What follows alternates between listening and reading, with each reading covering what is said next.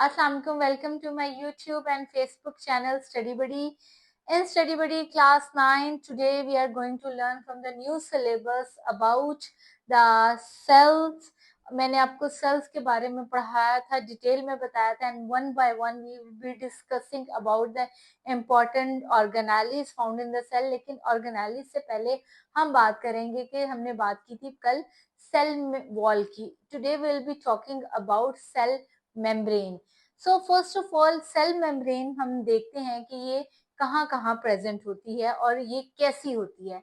Cell membrane आपने नाम तो सुना होगा, लेकिन इसके स्ट्रक्चर के बारे में आप लोग इतने फेमिलियर नहीं होंगे. तो मैं आपको बताती चलूं कि बेसिकली इसकी जो स्ट्रक्चर में पहली चीज है दैट इज दैट ये बहुत बारीक सी और इलास्टिक तरह का मटेरियल होता है. एक इलास्टिक जो आप अपने यूज करते हो कपड़ों में, जस्ट लाइक दैट उसमें इलास्टिसिटी होती है.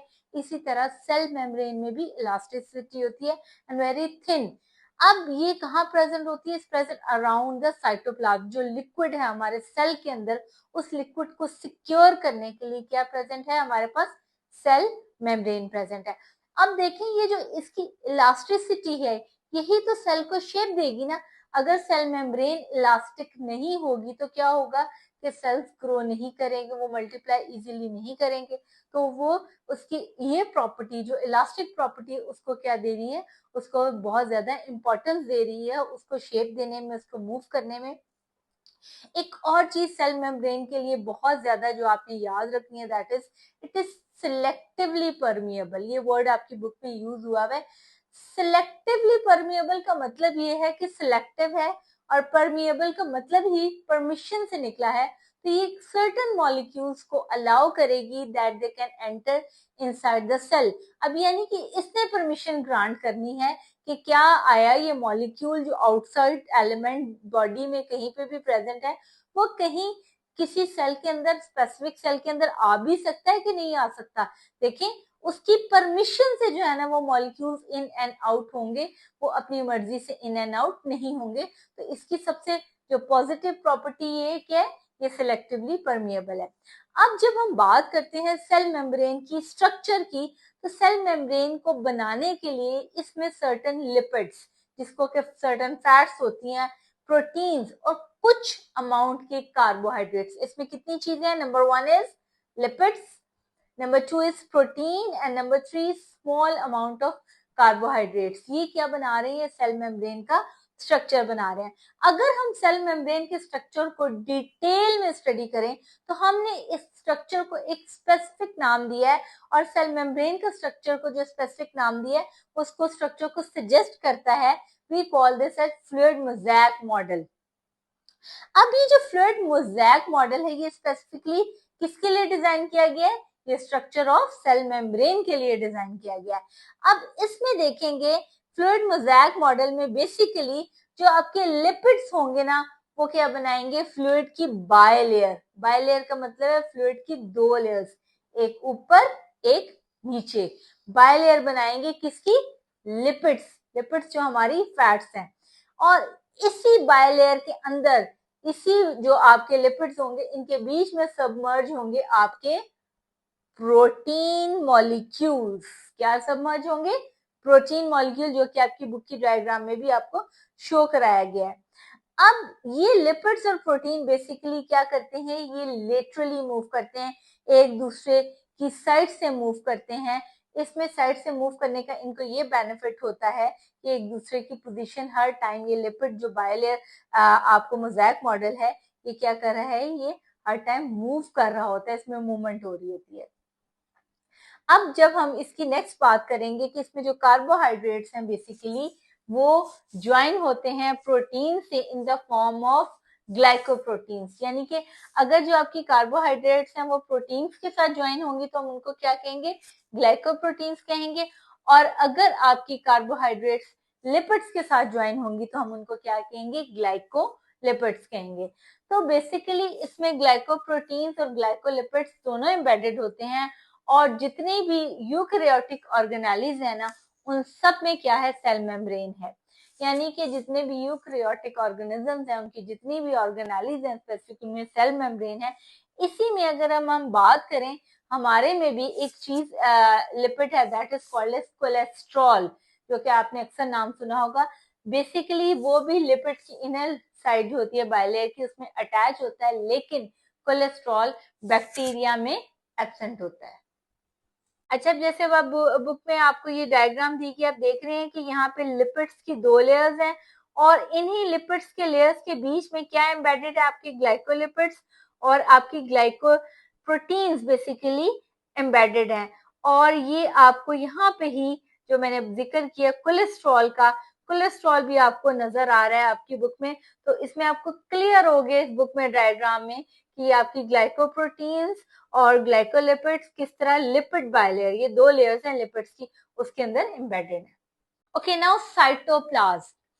अब मैंने आपको बताया कि सेल मेम्ब्रेन क्या है, बाहर की तरफ लोकेट करिए। अब सेल मेम्ब्रेन के अंदर क्या है, बेसिकली एक ऐसा जेली लाइक लिक्विड है जिसके अंदर सेल की सारी ऑर्गेनेलीज प्रेजेंट है। नाउ इस साइटोप्लाज्म की कंसिस्टेंसी देखें तो जो हम जेली खाते हैं, it's just like a jelly. अब अगर वो जेली पतली हो जाएगी तो क्या होगा, सारा फ्लूइड जो होगा उसके अंदर अगर हम कोई मॉलिक्यूल डालते हैं तो वो क्या हो जाएंगे, वो सारे बह जाएंगे। तो जेली इसको क्या कर रही होती है, सपोर्ट प्रोवाइड कर रही होती है। अब साइटोप्लाज्म की जब हम केमिकल कॉम्पोजिशन देखते हैं, ये जेली लाइक लिक्विड एक्चुअल में बना किससे है, तो it's a complex jelly like structure.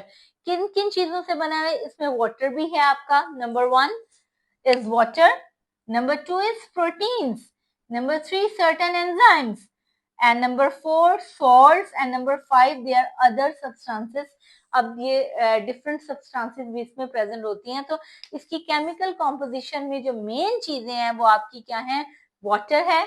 Obviously cell को सर्वाइवल के लिए आपको पता है वाटर की जरूरत है। इसमें प्रोटीन्स हैं और इसमें एंजाइम्स हैं। सर्टेन क्यों एंजाइम्स होंगे वो आपको आगे भी पता चलेगा, क्योंकि सर्टेन मेटाबॉलिक रिएक्शंस होने हैं। सॉल्ट्स हैं क्योंकि उसने अपने आयनिक बैलेंस को मेंटेन रखना है, रिटेन रखना है, और बाकी भी सर्टेन आयंस इसके अंदर प्रेजेंट होते हैं। अब इस साइटोप्लाज्म का जो बेसिक फंक्शन है ना, kindly note down these points, it can come in question, short question form, what are the major roles of cytoplasm for the survival of the cell, and the first role is कि basically ये medium है movement of organelles के लिए। जितनी भी cell के अंदर organelles हैं, ऑब्वियसली जैसे माइटोकॉन्ड्रिया है, गोल्जी ऑपरेटस है, राइबोसोम्स हैं, किसी भी ऑर्गेनेली के लिए जब मूव करना है, थोड़ा सा डिसलोकेट होना है अपनी पोजीशन से, तो ऑब्वियसली उसको मूवमेंट के लिए तो मीडियम तो चाहिए होगा ना। देखिए, हमने किसी जगह से किसी जगह ट्रेवल करना होता है तो हमें उसके लिए रोड चाहिए होते हैं ना, हमें रोड मैप चाहिए होते हैं। तो ये भी बेसिकली एक रोड मैप, एक मीडियम है ऑर्गेनेलिज की मूवमेंट के लिए। अब जब ऑर्गेनेलिज मूव करती हैं तो ऑब्वियसली ये रोड मैप किसके लिए भी है, number 2 transport of certain materials. अब देखिए, ऑर्गेनेली अगर एक जगह पे है, उसने कोई मटेरियल ट्रांसपोर्ट किया दूसरी ऑर्गेनेलिज के लिए for synthesis, for excretion, for whatsoever other purposes, तो ये ट्रांसपोर्ट ऑफ मटेरियल के लिए भी एक मीडियम है। तीसरी इंपॉर्टेंट चीज बहुत ज्यादा इंपॉर्टेंट है, जो कि आगे जाके आप लोग पढ़ोगे, क्लास 10th में भी पढ़ोगे, it is a site for metabolic. Metabolic होते हैं रिएक्शंस जिसमें कि हमारी बॉडी में बेसिकली ग्लाइकोलाइसिस जैसे आप कह रहे होते हो, तो जो मेटाबॉलिक रिएक्शंस होते हैं वो एक सेल की सर्वाइवल के लिए बहुत ज्यादा इंपॉर्टेंट होते हैं।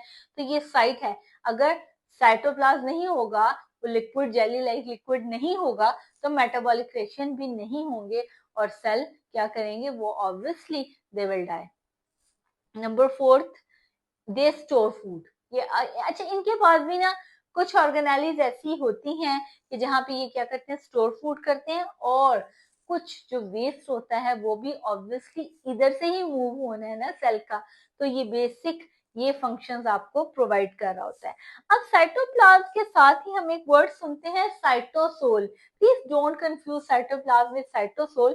साइटोसोल भी लिक्विड पार्ट है साइटोप्लाज्म का, लेकिन ये इन मॉलिक्यूल्स को इंक्लूड करता है जो बेसिकली मेम्ब्रेन बाउंडेड नहीं होते या स्मॉल मॉलिक्यूल्स होते हैं। इसमें वो आपके मॉलिक्यूल्स आ जाते हैं, ऑर्गेनेलीज आ जाती हैं जो कि मेम्ब्रेन बाउंडेड नहीं होंगे। अब साइटोसोल में जैसे कि आपके राइबोसोम्स हैं, राइबोसोम्स क्या होते हैं, वो मेम्ब्रेन बाउंडेड ऑर्गेनेलिस नहीं होते, तो वो liquid part, it is the liquid part that includes small molecules and small particles but not membrane bounded organelles, membrane bounded organelles नहीं है। तो this was all about cell membrane and cytoplasm। इंशाल्लाह कल हम बेसिक डिटेल में जो cell की government है, जो सेल का कंट्रोल सेंटर है, दैट इज न्यूक्लियस, हम न्यूक्लियस के बारे में डिटेल में पढ़ेंगे।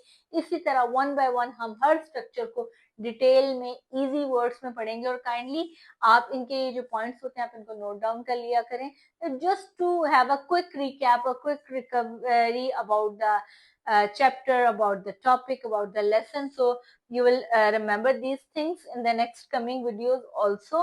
So thank you so much and please stay tuned on my channel Study Buddy। इसमें मेरी कोशिश है कि आप बच्चों को इजी से इजी लैंग्वेज में बायो को बहुत इजी करके पढ़ाया जाए ताकि आपको बायो पढ़ने में बिल्कुल भी मुश्किल ना हो। Thank you so much.